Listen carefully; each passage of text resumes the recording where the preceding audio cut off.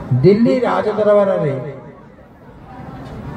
अकबर जिते राजत्व करते अकबर विचार थिला हिंदू मानकर यही जो पवित्र तीर्थ मान रही से तीर्थ मान मध्य श्रेष्ठ किए से चिंताधारा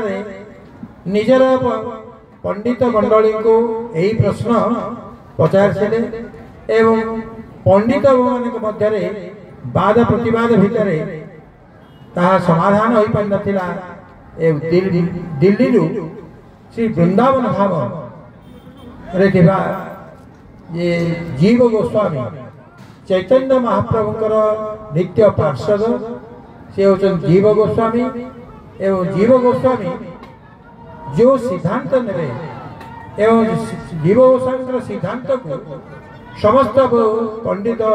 मंडली ताको मानि नेबा पई स्वीकार कर कहीं जीव गोस्वामी जड़े परम ज्ञानी थिले महाप्रभुंकर षड गोस्वामी मान मध्य सी थिले अन्यतम जय रूप सनातन भट्ट रघुनाथ श्रीजीव गोपाल भट्ट दास रघुनाथ ये 6 जन गोस्वामी मध्य जीव गोस्वामी थिले परम ज्ञानी तेणु तांकर सिद्धांत को मानि नेबा पाई से स्वीकार समस्त पंडित मंडली माने समस्त स्वीकार करते तीर्थ मान मध्य गंगा जमुना नर्मदा सिंधु कावेरी एवं यही तीर्थ सब विभिन्न भारत भूमिर समस्त तीर्थ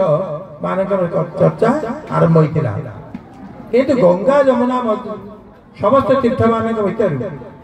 से श्रेष्ठ मानती गंगा और जमुना मध्य श्रेष्ठ किए प्रकृत में गंगा श्रेष्ठ ना प्रकृत में जमुना श्रेष्ठ यही द्वंद्व को समान मीमांसा करने जीव गोस्वामी वृंदावन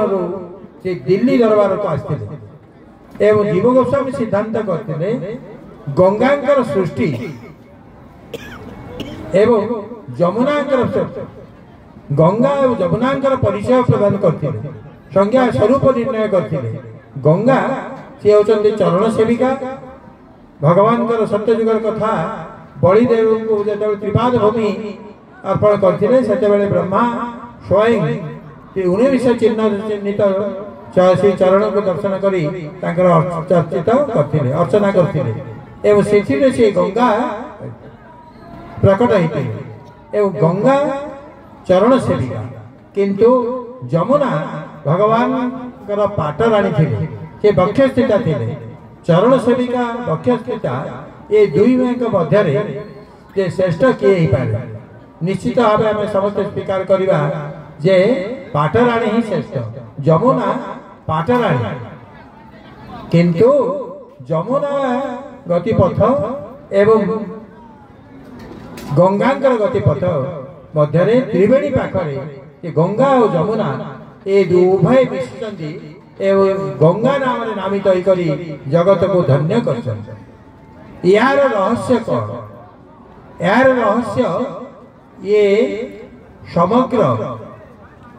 तीर्थ मान मध्य जदिव गंगा जमुना श्रेष्ठ आज यही गंगा जमुना सरस्वती त्रिवेणी क्षेत्र में जो महाकुंभ चली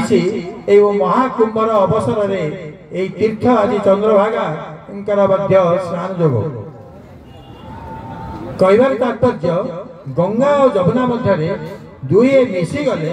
एवं तापरे गंगा नाम ही धारण कले यार रहस्य कौन जड़े बक्षस्थिता पाटराणी एवं चरण सेविका सी गंगा किंतु गंगा पर दुई मिसिला पर गंगा नाम धारण करते बधान्यता होची यार निजास वैष्णव सिद्धांत अनुसार से सेविका से सेविका को सदा सर्वदा सेव्य सम्मान देता आज जगत को यही दर्शन दिखती गंगा निजे जदिव चरण सेविका जगत में सी नामित होती जमुना से सामिल एवं निजे सेव्य निजर सेवक को अंतर भीतर धारण करी जगत को सेव्य महत्व को प्रकाश न करी सेवक प्राधान्यता को प्रधान दे प्राधान्य देइछन्ति एवं सेवकर नाम नामित होइकरी गंगा नाम एवं स्वर्ग मर्त्य पाताल उभय को परित्राण करिया पाई एवं से गमन करछन्ति। एई भली ये चंद्रभागा सकल शक्तिर आधार जदिव सूर्य एवं भगवान स्वयं श्रीकृष्णकर पुत्र आपण माने पुराण उपाख्यान को जानी एवं से ही पुराण उपाख्यान मध्य शाम्ब जते बेले कि अभिशप्त होइतिले कुष्ठ रोग द्वारा जे आक्रमित होइतिले एही अर्क तीर्थ एही सूर्य तीर्थ रे ही से आरोग्य लाभ करथिले ता पूर्व तो पाप मोचन होइतिला बहु रोगर ये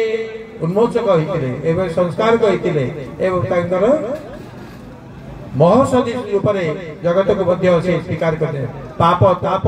ये सब विनाश होते कुष्ठ रोग भली पापग्रस्त रोगी मध्य यही अर्क तीर्थ से निजर निजर पूर्वत्व पाई स्वरूप पाई ओडिशा पाई या एक निश्चित भाव पवित्र तीर्थ एवं यही तीर्थ पाई लक्ष लक्ष जनता देशर समग्र भारत वर्ष विभिन्न कोण आसी पहुंचता गोटे रात्र हेले मध्य एही रात्र पवित्रता को ओडिशावासी की रूप में उपलब्धि करती लक्ष लक्ष संख्या